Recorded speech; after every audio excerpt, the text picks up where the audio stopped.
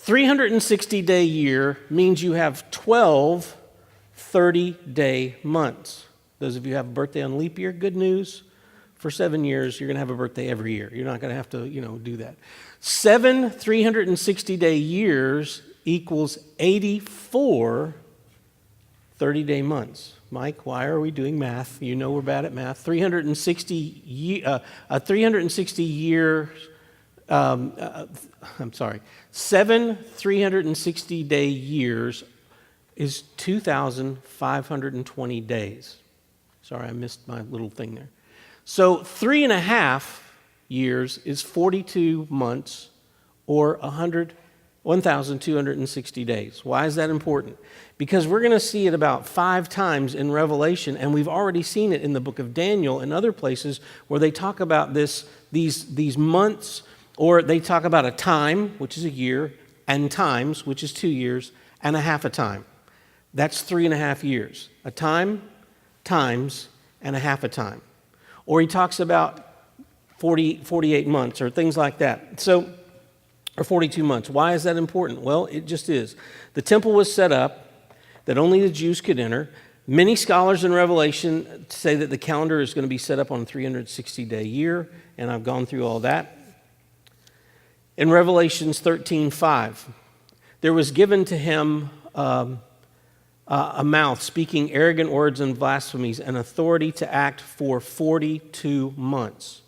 That is 3.5 years. Revelations 12:14. But the 2 wings of a great eagle were given to the woman so that she could fly into the wilderness to her place where she was nourished for a time, times, and a half time.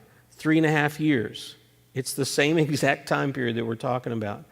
Then you go all the way back to Daniel 7, where he's talking about the 4 beasts that he sees in a vision, and he says he will speak out against the Most High and wear down the saints of the Highest One, and he will intend to make alterations in times and in laws, and they will be given into his hand for a time, times, and a half time.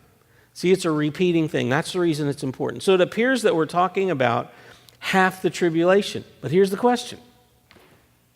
Is what we're about to talk about the first half of the tribulation or the second half of the tribulation? If it's a physical temple, well, okay, but Mike, there's not a physical temple right now. There would have to be a physical temple. Or on the day that the white horse comes in and there's this world of peace and he makes a covenant and he said, hey, you can have this back. You can build your temple now. They start building their temple back. But it's not a real temple. It's a temple that's politically correct. It's a temple that's going to be not exactly what it was intended to be. Back to Revelation chapter 11, verse 3. And I will grant authority to my 2 witnesses, and they will prophesy for 1,260 days, clothed in sackcloth. Guess what 1,260 days is? It's half of 7 years. It's 3.5 years. Which 3.5 years? I believe it's the first 3.5 years. I believe these 2 witnesses are going to stand there, and the whole time it's being built, they're going to stand out there with their picket signs going, this is not the temple of God. This does not represent the temple of God. Hi, Sal. This does not represent the temple of God. This is turn and burn. God's still giving you a chance. Okay, so if you believe that the church is going to be here for the whole tribulation, okay. But if your reason for believing the church is going to be here for the whole tribulation is because there are scriptures that talk about those who are going to suffer during the tribulation, there are going to be people who are going to come to know the Lord during that time. And trust me, they're going to suffer for turning to the Lord. And it's not going to be like, hey, come to our church. We have cushy chairs and we have coffee every morning and you'll never have any problems. It's like, come join our church because they're trying to hunt us down and kill us, but we worship the true God. It's going to really cut down on people who don't, I'm just not sure I'm into the whole church thing. Then don't come because you're going to lose your life over it. So I tend to think that we're talking about the first 2. But who are these 2 witnesses? Okay, here's where everybody knows. But yet he didn't tell us. You notice that Jesus isn't saying to John, here's their names, here's their photo IDs, here's their fingerprints, here's their DNA, so that everybody knows. It's kind of like when the 7 peels say it, and then John goes, I'm going to write this down. He goes, no, don't. But people go, oh, I know exactly what he said. No, you don't. You may think you know. I know exactly who the two witnesses are, Mike. I know beyond a shadow of a doubt. Wait a minute. No, you don't, because it's not there. But I think we can make some good ideas. We can make some good guesses. But even if we're wrong, it's okay, because these guys are like superheroes times whatever.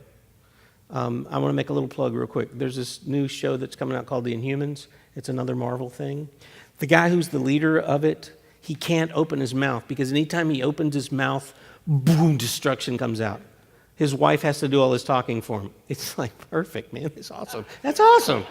She also turns into a big dog and all this. But listen to what happens to these guys, these two witnesses, which, by the way, let's just go ahead and say it. It's Moses and Elijah. That's what Sally says. Okay. Verse 4. These are the two olive trees and the two lampstands that stand before the Lord of the earth. In the Old Testament, we see several references to the two lampstands or to the two olive trees. They're Bible characters. The fact is, it must not be that important who they are, or he would have told us who it is. Verse 5, and if anyone wants to harm them, I'd love to have this ability. It'd be great in the express lane at the grocery store. If anyone wants to harm them, fire flows out of their mouth and devours their enemies. So if anyone wants to harm them, he must be killed in that way. That's pretty cool. You can't stand here, and just, you there. You better hope you don't, scare me one day, or just, they cannot be injured. Why is it they can't be injured?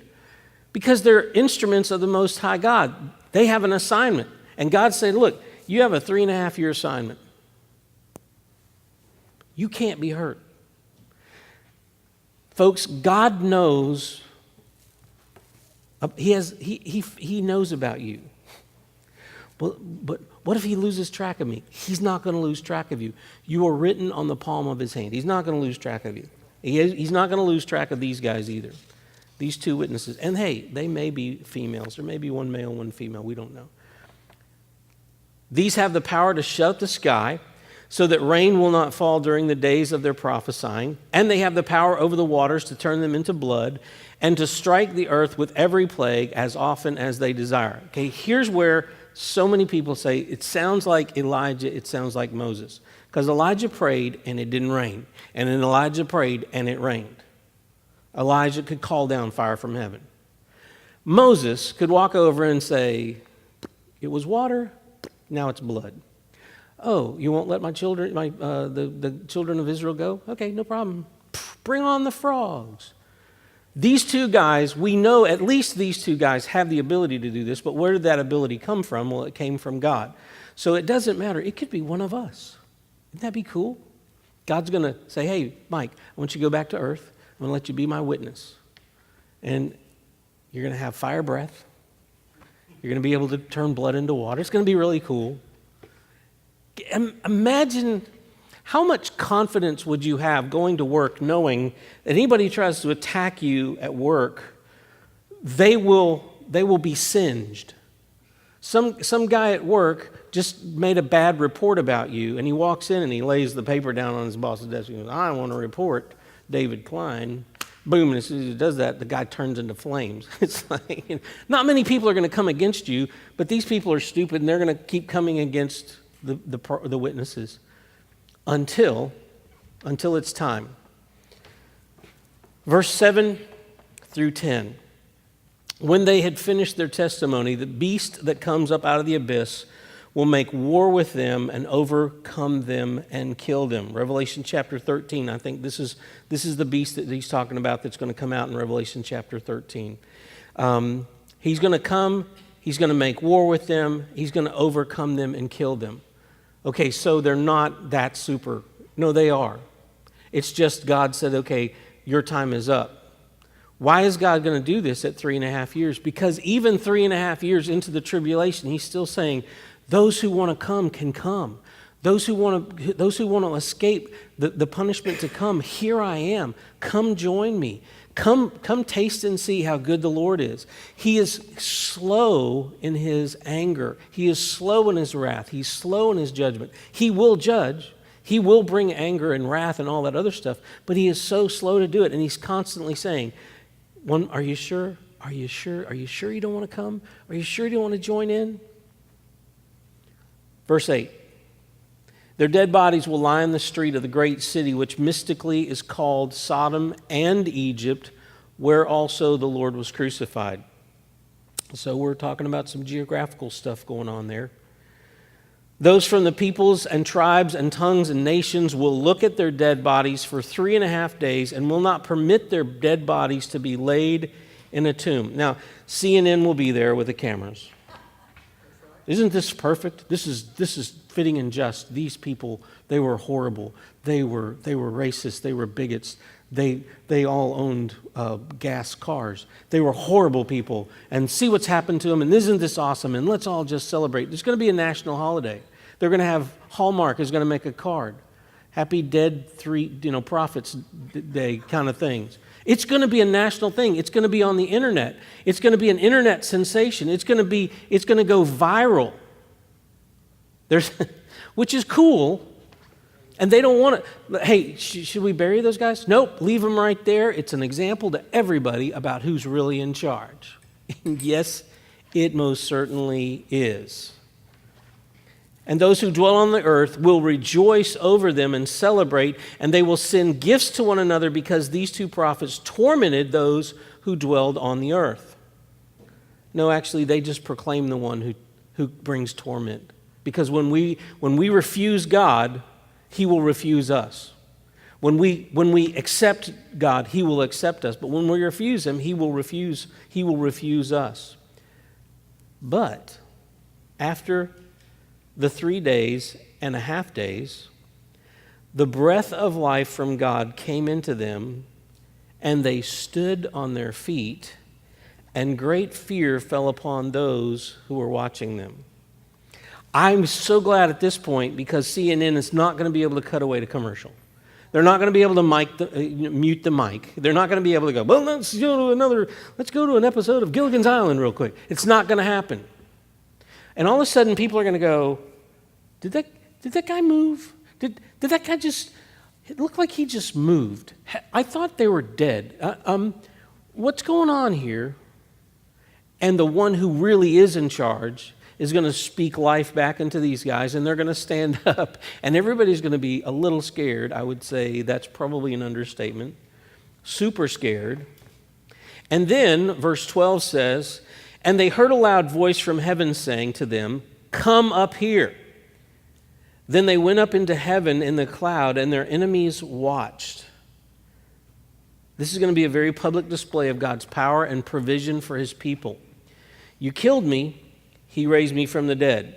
You were watching in disbelief that I'm back and you want to know more, but wait. I was just called to heaven. Look, somebody get in there and get an interview. Let's get an interview with these guys. What was it like being dead for 3 days? Are you sorry about all the things that you said? And then the voice from heaven goes, come on up here. It's time. Just come on up here. Wait. Okay, let's see. The beast came, killed him. We all celebrated. We made a holiday out of it. Then they came back to life, and now they're gone. Verse 13. And in that hour, there was a great earthquake, and 1/10 of the city fell. 7,000 people were killed in the earthquake, and the rest were terrified and gave glory to God in heaven. The testimony of the witnesses for 3.5 years couldn't bring the glory of God out in their mouths. The resurrection of these two guys that had been dead for 3.5 hours didn't bring out the glory of God in their mouths. But an earthquake where 7,000 of their fellow city people were instantly killed, and I would assume it's the 7,000 that are the closest to the bodies. And that's a motorcycle, I think. Or it could be something in my head. Everybody else hear a little noise? Okay. I'm hoping it's a motorcycle. But because of this earthquake, they are terrified. They give glory to the God of heaven.